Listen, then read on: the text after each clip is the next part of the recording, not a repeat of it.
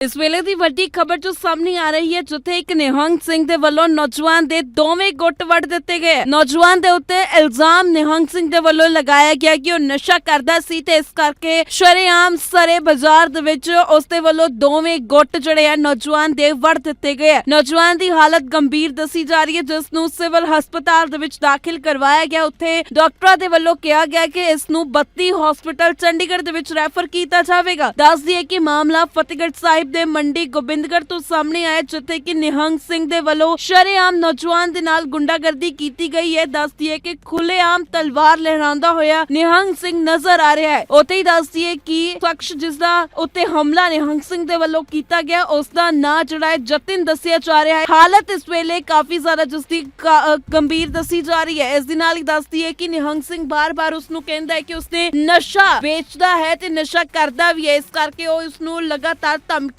ਦੇ ਰਿਹਾ ਸੀ ਤੇ ਉਸ ਤੋਂ ਬਾਅਦ ਅੱਜ ਉਸ ਦੇ ਵੱਲੋਂ ਦੋਵੇਂ ਹੱਥ ਜਿਹੜੇ ਆ ਉਸ ਤੇ ਵੱਢ ਦਿੱਤੇ ਗਏ। ਇਸ ਤੋਂ ਇਲਾਵਾ ਇਲਾਕੇ ਦੇ ਲੋਕਾਂ ਦੇ ਵੱਲੋਂ ਨਿਹੰਗ ਸਿੰਘ ਦੇ ਉੱਤੇ ਹੀ ਇਲਜ਼ਾਮ ਲਗਾਏ ਗਏ ਕਿ ਉਸ ਦੇ ਵੱਲੋਂ ਹੀ ਨਸ਼ਾ ਕੀਤਾ ਜਾਂਦਾ ਹੈ ਤੇ ਕਈ ਲੋਕਾਂ ਤੋਂ ਪੈਸੇ ਵੀ ਫੜਦਾ ਹੈ। ਇਸ ਕਰਕੇ ਲਗਾਤਾਰ ਸੋਸ਼ਲ ਮੀਡੀਆ ਉੱਤੇ ਖਬਰ ਵਾਇਰਲ ਹੋ ਰਹੀ ਹੈ ਕਿ ਇਸ ਤਰੀਕੇ ਦੇ ਨਾਲ ਨਿਹੰਗ ਸਿੰਘ ਦੇ ਵੱਲੋਂ ਜਿਹੜਾ ਹੈ ਗੁੱਟ ਵੱਢਿਆ ਗਿਆ ਹੈ ਨੌਜਵਾਨ ਦਾ। ਇਸ ਵੇਲੇ ਦੀ ਵੱਡੀ ਖਬਰ ਜੋ ਸਾਹਮਣੇ ਆ ਰਹੀ ਹੈ, ਜਿੱਥੇ ਇੱਕ ਨਿਹੰਗ ਸਿੰਘ ਦੇ ਵੱਲੋਂ ਨੌਜਵਾਨ ਦੇ ਦੋਵੇਂ ਗੁੱਟ ਵੱਢ ਦਿੱਤੇ ਗਏ। ਨੌਜਵਾਨ ਦੇ ਉੱਤੇ ਇਲਜ਼ਾਮ ਨਿਹੰਗ ਸਿੰਘ ਦੇ ਵੱਲੋਂ ਲਗਾਇਆ ਗਿਆ ਕਿ ਉਹ ਨਸ਼ਾ ਕਰਦਾ ਸੀ ਤੇ ਇਸ ਕਰਕੇ ਸ਼ਰੇਆਮ ਸਰੇ ਬਾਜ਼ਾਰ ਦੇ ਵਿੱਚ ਉਸ ਦੇ ਵੱਲੋਂ ਦੋਵੇਂ ਗੁੱਟ ਜਿਹੜੇ ਆ ਨੌਜਵਾਨ ਦੇ ਵੱਢ ਦਿੱਤੇ ਗਏ। ਨੌਜਵਾਨ ਦੀ ਹਾਲਤ ਗੰਭੀਰ ਦੱਸੀ ਜਾ ਰਹੀ ਹੈ, ਜਿਸ ਨੂੰ ਸਿਵਲ ਹਸਪਤਾਲ ਦੇ ਵਿੱਚ ਦਾਖਲ ਕਰਵਾਇਆ ਗਿਆ। ਉੱਥੇ ਡਾਕਟਰਾਂ ਦੇ ਵੱਲੋਂ ਕਿਹਾ ਗਿਆ ਕਿ ਇਸ ਨੂੰ 32 ਹਸਪਤਾਲ ਚੰਡੀਗੜ੍ਹ ਦੇ ਵਿੱਚ ਰੈਫਰ ਕੀਤਾ ਜਾਵੇਗਾ। ਦੱਸ ਦਈਏ ਕਿ ਮਾਮਲਾ ਫਤਿਹਗੜ੍ਹ ਸਾਹਿਬ ਦੇ ਮੰਡੀ ਗੋਬਿੰਦਗੜ੍ਹ ਤੋਂ ਸਾਹਮਣੇ ਆਇਆ, ਜਿੱਥੇ ਕਿ ਨਿਹੰਗ ਸਿੰਘ ਦੇ ਵੱਲੋਂ ਸ਼ਰੇਆਮ ਨੌਜਵਾਨ ਦੇ ਨਾਲ ਗੁੰਡਾਗਰਦੀ ਕੀਤੀ ਗਈ ਹੈ। ਦੱਸ ਦਈਏ ਕਿ ਖੁੱਲੇਆਮ ਤਲਵਾਰ ਲਹਿਰਾਉਂਦਾ ਹੋਇਆ ਨਿਹੰਗ ਸਿੰਘ ਨਜ਼ਰ ਆ ਰਿਹਾ ਹੈ। ਉੱਥੇ ਹੀ ਦੱਸ ਦਈਏ ਕਿ ਸ਼ਖਸ ਜਿਸ ਦਾ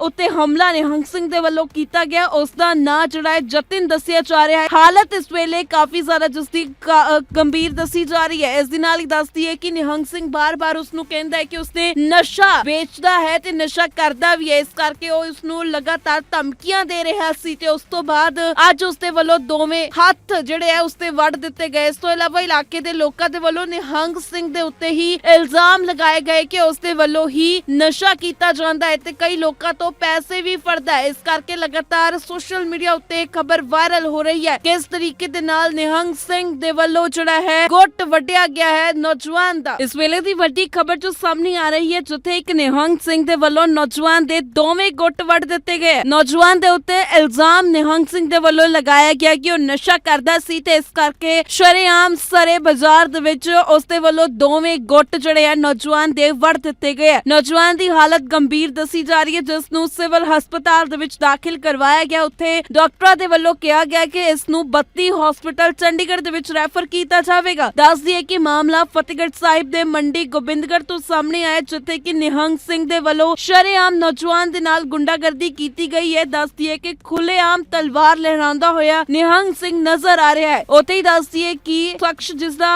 ਉੱਤੇ ਹਮਲਾ ਨਿਹੰਗ ਸਿੰਘ ਦੇ ਵੱਲੋਂ ਕੀਤਾ ਗਿਆ, ਉਸ ਦਾ ਨਾਂ ਜਿਹੜਾ ਹੈ ਜਤਿਨ ਦੱਸਿਆ ਜਾ ਰਿਹਾ ਹੈ। ਹਾਲਤ ਇਸ ਵੇਲੇ ਕਾਫੀ ਜ਼ਿਆਦਾ ਜਿਸ ਦੀ ਗੰਭੀਰ ਦੱਸੀ ਜਾ ਰਹੀ ਹੈ। ਇਸ ਦੇ ਨਾਲ ਹੀ ਦੱਸ ਦਈਏ ਕਿ ਨਿਹੰਗ ਸਿੰਘ ਬਾਰ-ਬਾਰ ਉਸ ਨੂੰ ਕਹਿੰਦਾ ਹੈ ਕਿ ਉਸਨੇ ਨਸ਼ਾ ਵੇਚਦਾ ਹੈ ਤੇ ਨਸ਼ਾ ਕਰਦਾ ਵੀ ਹੈ, ਇਸ ਕਰਕੇ ਉਹ ਉਸ ਨੂੰ ਲਗਾਤਾਰ ਧਮਕੀਆਂ ਦੇ ਰਿਹਾ ਸੀ ਤੇ ਉਸ ਤੋਂ ਬਾਅਦ ਅੱਜ ਉਸ ਦੇ ਵੱਲੋਂ ਦੋਵੇਂ ਹੱਥ ਜਿਹੜੇ ਆ ਉਸ ਤੇ ਵੱਢ ਦਿੱਤੇ ਗਏ। ਇਸ ਤੋਂ ਇਲਾਵਾ ਇਲਾਕੇ ਦੇ ਲੋਕਾਂ ਦੇ ਵੱਲੋਂ ਨਿਹੰਗ ਸਿੰਘ ਦੇ ਉੱਤੇ ਹੀ ਇਲਜ਼ਾਮ ਲਗਾਏ ਗਏ ਕਿ ਉਸ ਦੇ ਵੱਲੋਂ ਹੀ ਨਸ਼ਾ ਕੀਤਾ ਜਾਂਦਾ ਹੈ ਤੇ ਕਈ ਲੋਕਾਂ ਤੋਂ ਪੈਸੇ ਵੀ ਫੜਦਾ ਹੈ। ਇਸ ਕਰਕੇ ਲਗਾਤਾਰ ਸੋਸ਼ਲ ਮੀਡੀਆ ਉੱਤੇ ਖਬਰ ਵਾਇਰਲ ਹੋ ਰਹੀ ਹੈ ਕਿ ਇਸ ਤਰੀਕੇ ਦੇ ਨਾਲ ਨਿਹੰਗ ਸਿੰਘ ਦੇ ਵੱਲੋਂ ਜਿਹੜਾ ਹੈ ਗੁੱਟ ਵੱਢਿਆ ਗਿਆ ਹੈ ਨੌਜਵਾਨ ਦਾ। Kidney fail, liver fail, cancer या हार्ट की प्रॉब्लम, ये वो बड़ी बड़ी बीमारियां हैं जिसमें इंसान का लाखों रुपए खर्च हो जाता है और कुछ भी हाथ नहीं लगता।